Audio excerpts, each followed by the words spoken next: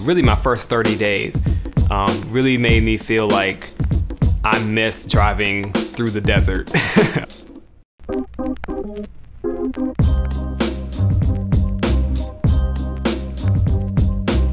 So, all right, my first 2 months in LA, really my first 30 days, really made me feel like I miss driving through the desert across the country. And the reason I say that is because at least when I was driving through the desert, when I was driving across farmland where I was seeing nothing change for hundreds of miles, I still knew, because I saw sign markers, that I was getting somewhere. You know, I was getting 200 miles closer to my next exit, or 100 miles closer to my next turn.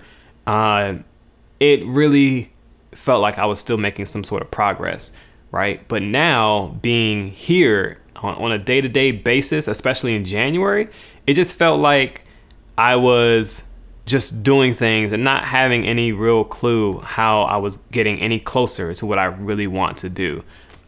It took a lot to really feel like I was getting settled.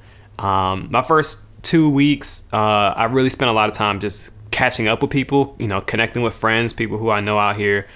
So thankful to have them out here, because really this would not be the same without them. And also just, of course, looking for work, trying to figure out how I'm gonna pay to stay, you know. And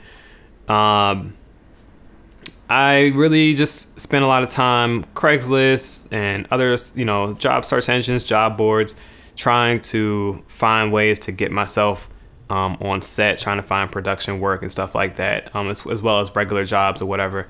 And you know, trying to find somewhere to live. I tried to do the roommate thing. I tried to get a roommate before I even came here. That literally fell apart as I was driving across the country. And then try to get a roommate once I got here. That didn't end up working out either. And so I just really ended up just saying, okay, I'm gonna just get myself a spot and get plugged in somewhere so I can start to get settled. And so I got a studio apartment in North Hollywood and dumped all my stuff in here, made enough room for my mattress, and just got right back to the laptop looking for work. And kind of did that for like a couple of weeks. Got, you know, a little bit of a response to my resume and stuff, but nothing, you know, nothing that stuck.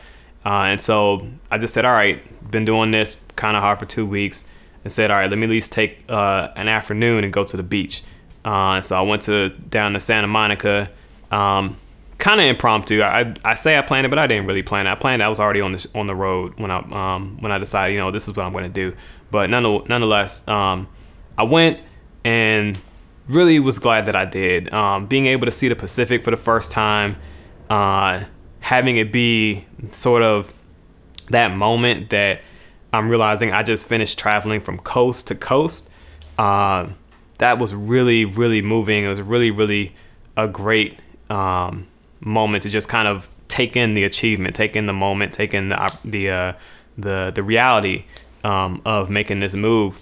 And it ended up being a good, needed break. Not long after that, I ended up getting an interview for a big opportunity, but that didn't pan out either. It was weird. They gave me the impression they wanted me to you know, continue on with them, or, you know, go through the next interview, and then they just disappeared.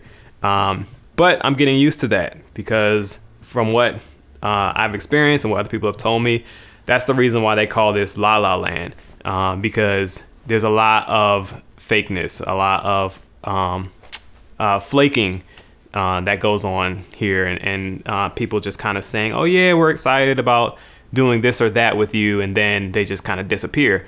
And so I'm getting used to that. But otherwise, you know, the next couple of weeks in January, after my first 2 weeks, I really was running and gunning, getting my license, getting my car registration, getting my car insurance transferred over here, and continuing to meet up with people, making connections with people. and just getting a lot of advice on how to market myself. And I also ended up in that time getting an invitation to interview at the Apple Store for a gig there. And so the month of January, it felt like a mess, really. I like to plan things, and I felt like I was just calling a lot of audibles to try to pick up for things that didn't, happen as I expected. And I think I was okay most of the time. Enough of the time, I think I made the right call. And so now in February, I was able to get the job at Apple and start training and all that. I'll actually be able to start the job in March, and also be able to lock a contract to cut an indie short film, and also I almost forgot, I started doing a hustle gig in January. I call it a hustle gig because it's kind of like you just do it whenever, and you just, however much you do it, that's how you get paid, off of commissions and stuff like that. I ended up doing a private courier service for this company, Postmates, and getting that stuff in order and getting started on that sooner than later was really great, because I was able to pay for my rent for March with money that I made here, rather than having to dip into my savings again. And so that was really clutch. And now just really sticking to a plan that I want to share with you guys, but I want to save that for another post, another entry, where essentially whatever time I have free from the day job, I'll be putting that towards making my way on set. My ultimate goal vocationally is to be a cinematographer, and that's going to require for me to make my way into the camera department, and to get on set as much as possible until I can grow up to that particular position on a legitimate set. And so I really think that now things are a little more ordered and settled than, of course, when I first got here. And so I can kind of see a little bit better where I need to go. And there are some other things, other things that are still a challenge that I've encountered since I've gotten here. Just looking at the way the community is different in and of itself. Seeing young adults who are everywhere from, kind of like ultra rich on one hand, and then seeing others who are just flat out homeless, begging for money and digging in trash cans for food, and we're all the same age, is a trip all by itself. But it's real. And the faith community, the church community here, definitely a very different vibe from back home. Yeah, I think that's, and then of course, like I said, like trying to market myself, this is a different market. And I've had some great people explain some things that I have to be able to really consider that are going to require some really significant changes in the way that I approach presenting myself professionally. And so I want to share more of that stuff with y'all. I want to try to break all that down right now. So look out for that.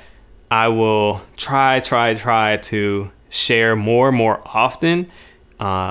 Please subscribe to the email newsletter, antonvidal.com/newsletter, to get updates on that, or just catch me on all my different social media stuff.